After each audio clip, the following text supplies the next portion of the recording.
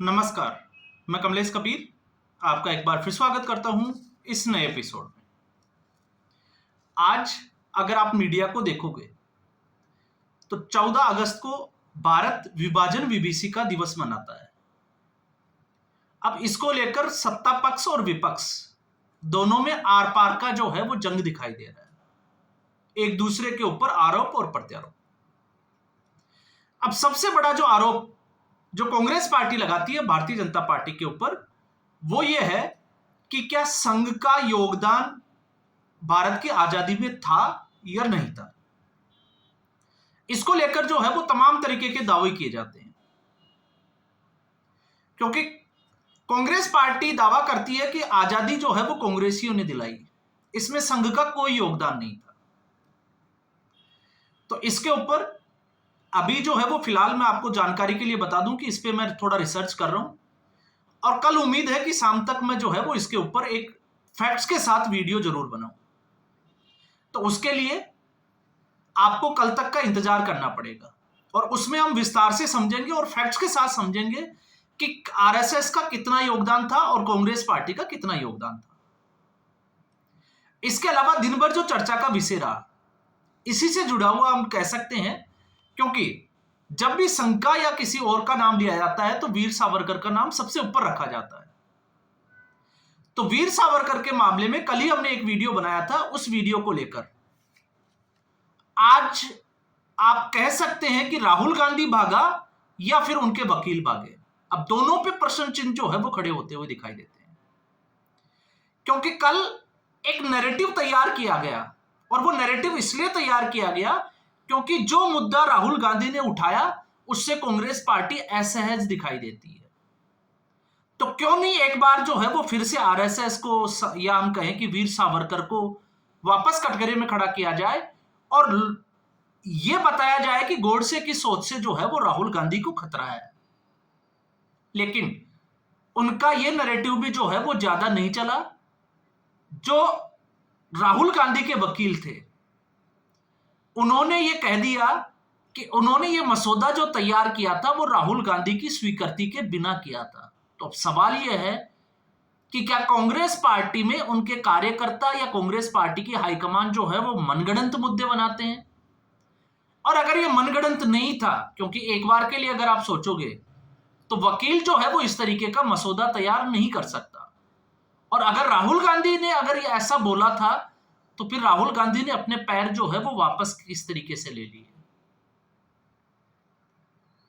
तो इस वक्त जिस तरीके से राहुल गांधी को प्रेजेंट किया करने की कोशिश की जा रही है, तो उससे यही लग रहा है कि राहुल गांधी को एक बार फिर से रीलॉन्च करने की तैयारी की जा रही है। लेकिन उस रीलॉन्च में कांग्रेस पार्टी जो है वो गलतियां भी कर रही है।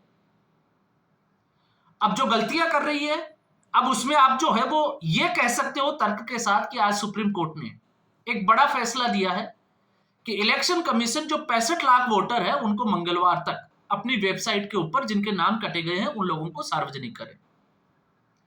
इसके सार्वजनिक करने से कांग्रेस पार्टी की जीत दिखाई देती है, यह समझ में नहीं आ रहा। अब मैं ऐसा कह रहा हूं तो उसके कुछ कारण भी है। कारण इसलिए क्योंकि अगर जो सही हो रहा है वो आपका और जो गलत हो रहा है वो बाकी सबका। तो कल तक कांग्रेस पार्टी ये कह रही थी कि जो हार हुई है वो तो योगेंद्र यादव की हुई है, वो कपिल सिब्बल की हुई है, वो अभिषेक मनु सिंघवी की हुई है, क्योंकि कोई राजनीतिक दल तो कोर्ट गया ही नहीं। तो अगर राजनीतिक दल जो है वो कोर्ट नहीं गया तो आज का सुप्रीम कोर्ट का जो फैसला है उसमें राहुल गांधी की जीत कैसे हो सकती है। लेकिन खैर, राजनीति अपनी जगह है, किसी भी तरीके से दावे किए जा सकते हैं। लेकिन इसी बीच आज एक खबर जो है वो और आई और उस खबर को सुर्खियों में जगह नहीं मिली, और वो खबर यह है जो राहुल गांधी के इसी मुद्दे से जुड़ी हुई है। तो खबर यह है कि आज हरियाणा में कांग्रेस पार्टी ने 32 जिला इकाइयों में अध्यक्षों का जो है वो घोषणा कर दी है। अब आप सोच रहे होंगे कि इसका इस खबर के साथ क्या वास्ता है। तो लोकसभा चुनाव में आंशिक सफलता को लेकर जिस तरीके से राहुल गांधी के फेवर में कसीदे पड़े गए थे, तो अगला चुनाव हरियाणा में होना था और हरियाणा का चुनाव इंपॉर्टेंट इसलिए था और कांग्रेस पार्टी को एक बड़ी उम्मीद दिखाई दी थी क्योंकि किसान आंदोलन का केंद्र रहा। इसके अलावा दूसरा मुद्दा अग्निवीर का था, आपको पता ही होगा। तो इसको लेकर कांग्रेस पार्टी निश्चिंत थी कि इस बार जो है वो कांग्रेस पार्टी को जीत मिलेगी और सबसे बड़ा कारण 10 साल की भारतीय जनता पार्टी की एंटी इनकम्बेंसी। तो राहुल गांधी तो निश्चिंत थे, इसलिए वो अमेरिका चले गए सब कुछ छोड़ के। टिकट बंटवारा कैसे होगा, किसको टिकट दिया जाएगा। तो फिर पीछे से जो है वो हाईकमान के बाद में हरियाणा में सबसे मजबूत नेता कौन, तो वो नेता बनकर उभरे भूपिंदर सिंह हुड्डा। और यह दिखाई दिया टिकट वितरण में कि 90 में से कैसे अपने ही 71 लोगों को टिकट दे दिए। तो हरियाणा में 3 गुट, और ये मैं नहीं कह रहा, ये तो खुद कांग्रेस पार्टी कहती है। एक सुरजेवाला का गुट जो अभी सांसद है, और पहले मंत्री रही कुमारी सैलजा का गुट, और भूपिंदर सिंह हुड्डा। अब जो है आपने देखा हरियाणा के विधानसभा चुनाव के परिणाम से इतने दिनों के बाद में अब एक बार फिर जो है एक नया मुद्दा उठाया गया, और इस बार था वोट चोरी का मुद्दा कि हरियाणा में वोट चोरी से हार गए। अब वोट चोरी से हार गए तो आखिर सवाल खड़ा यह होता है कि संगठन के स्तर पर कांग्रेस पार्टी ने कितना काम किया, क्योंकि कोई भी राजनीतिक पार्टी चुनाव जीतती है तो वो संगठन से जीतती है, उसका संगठन कितना मजबूत है। हरियाणा के विधानसभा चुनाव में जिस तरीके से भारतीय जनता पार्टी ने हर वर्ग को साधने की कोशिश की, अब आप सोचोगे कैसे, तो तर्क यह है बागी नेता भारतीय जनता पार्टी में भी थे और बागी नेता कांग्रेस पार्टी से भी थे। भारतीय जनता पार्टी अपने नेताओं को मनाने में कामयाब हुई, जबकि कांग्रेस पार्टी ने इसका प्रयास तक नहीं किया। और जहां पर बागियों ने चुनाव लड़ा, आपने देखा होगा वहां पर हार जीत के अंतर से ज्यादा वोट जो है वो इनके बागी नेता ले गए। तो आप जो है वो चुनाव आयोग के ऊपर किस तरीके का आरोप लगा सकते हो।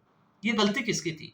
हाईकमान को बात नहीं करना चाहिए था, हाईकमान को बात करनी चाहिए थी। और कुछ हारे हुए कांग्रेस पार्टी के नेता ही हाईकमान के ऊपर जो है वो सवाल खड़े कर रहे थे कि आखिर इन लोगों से बात क्यों नहीं की गई। एक कारण। दूसरा, कांग्रेस पार्टी सिर्फ और सिर्फ जाटलैंड के भरोसे था। क्यों? क्योंकि जब हम जाटलैंड की बात करते हैं, चाहे वो सोनीपत हो, झज्जर हो, जिंद हो, भिवानी हो, ये वो रोहतक, ये वो क्षेत्र है जहां पर जाटों का दबदबा माना जाता है। और ऐसी स्थिति में क्योंकि जाटलैंड में एक बड़े नेता के तौर पे भूपिंदर सिंह हुड्डा को देखा जाता है, क्योंकि 2005 से लेकर 2014 तक वो हरियाणा की राजनीति में मुख्यमंत्री रहे, बड़े पद पे रहे। तो इस जाटलैंड के भरोसे कांग्रेस पार्टी आश्वस्त थी, इसलिए कुमारी सैलजा गुट को निराश किया गया इसी जाटलैंड के द्वारा, और उनके ऊपर जो है वो कास्ट को लेकर टिप्पणियां की गई।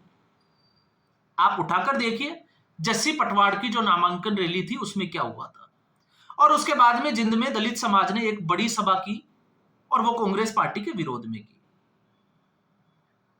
अब आप सोच रहे होंगे, क्योंकि कुछ कारण जो है वो ऐसे, जब आप इस पे रिसर्च करोगे तो आपको पता चलेगा।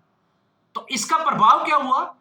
इसका प्रभाव हुआ कि जिन क्षेत्रों पर कुमारी सैलजा का सीधा प्रभाव था, SC ST की जो रिजर्व कोटे की सीटें थी, वहां पर आप उठाकर देखिए कांग्रेस पार्टी का क्या हुआ। तो 2 कारण मैंने आपको बैठे बैठे बता दिए। तीसरा कारण, जो कांग्रेस पार्टी की आपसी फूट है, और आपसी फूट किस तरीके की थी, क्योंकि तीनों गुट आपस में चुनाव जो है वो एक दूसरे के खिलाफ लड़ते हुए दिखाई दे रहे थे। अब आप कहोगे कैसे, तो भूपिंदर सिंह हुड्डा दबदबा चाहते थे कि कांग्रेस पार्टी में जो भी कुछ, क्योंकि उन्होंने टिकट जिस तरीके से दिए तो आप समझ सकते हो, लेकिन वो ये भी चाहते थे कि 50 से ज्यादा सीटें जो है वो कांग्रेस पार्टी को ना मिले, ताकि कांग्रेस पार्टी पर उनका कब्जा रहे या एकाधिकार रहे।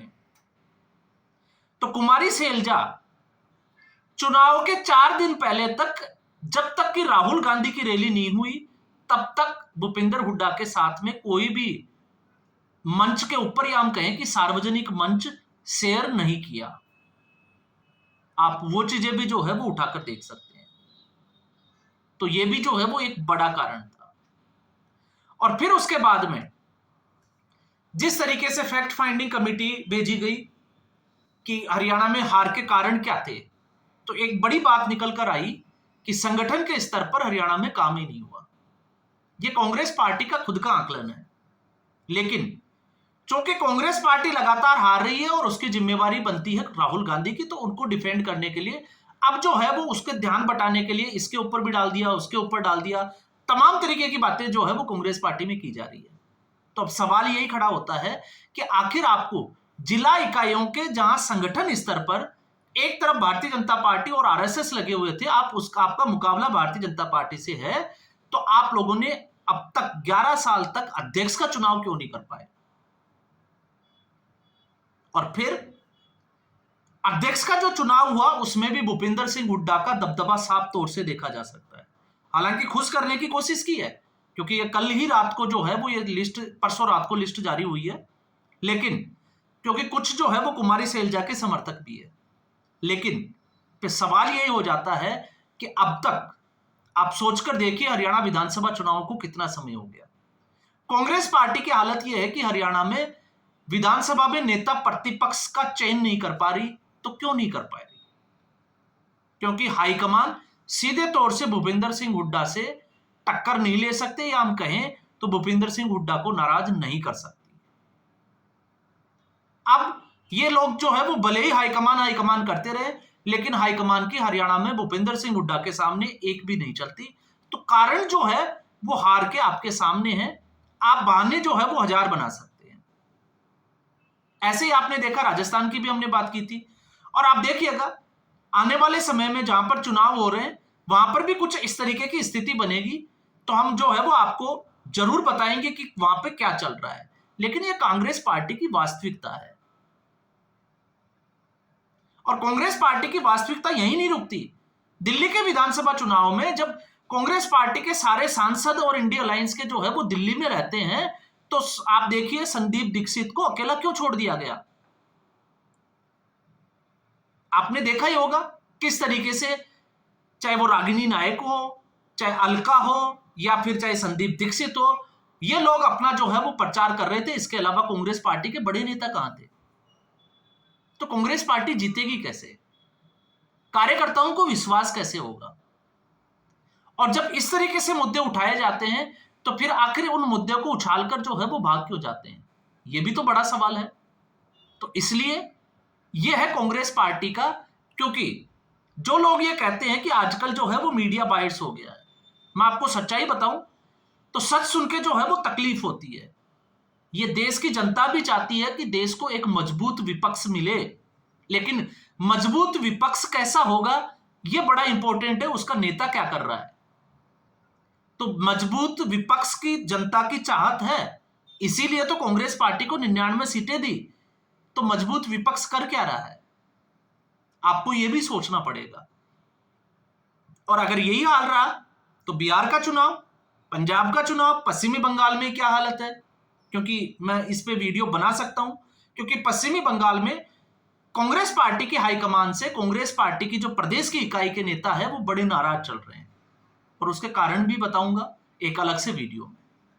तो आज के एपिसोड में बस इतना ही। उम्मीद करूंगा वीडियो एपिसोड आपको पसंद आया होगा। वीडियो को लाइक करें, शेयर करें, चैनल जरूर सब्सक्राइब करें। धन्यवाद।